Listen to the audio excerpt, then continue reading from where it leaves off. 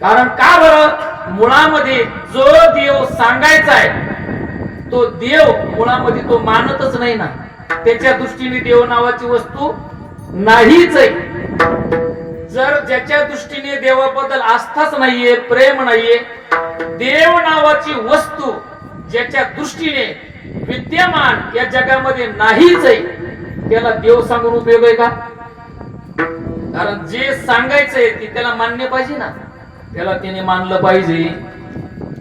जगद्गुरु तुकाराम महाराज म्हणतात, देव तो मानतो पण आपण जो मानतो तो मानत नाही. मग त्याचा देव वेगळा आहे. कारण आपण आज भगवंताची मूर्ती, संतांची मूर्ती मंदिरामध्ये प्रतिष्ठापना करतो आणि त्या मूर्तीचं रोज आपण जाऊन दर्शन घेतो. देव म्हणून का दगड म्हणून? देव म्हणून आपण दर्शन घेतो. पण जो नास्तिकवादी आहे, देव न मानणारा, जो चारवाट मताचा आहे, तो त्या देवाला देव समजत नाही, तर त्या देवाला तो पाषाण समजतो. ज्ञानोबा सुंदर वर्णन करतात, देह खंडानाम आत्मा ईश्वर पाषाण प्रतिमा यया परोती प्रमा ढोळूची नेणी.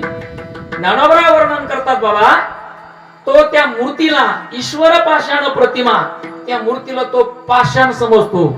असा ईश्वराच्या मूर्तीला पाषाण समजणारा, पाषाण हृदयाचा व्यक्ती जो आहे, त्याला देव कसा आहे सांगून उपयोग होईल का? नाही.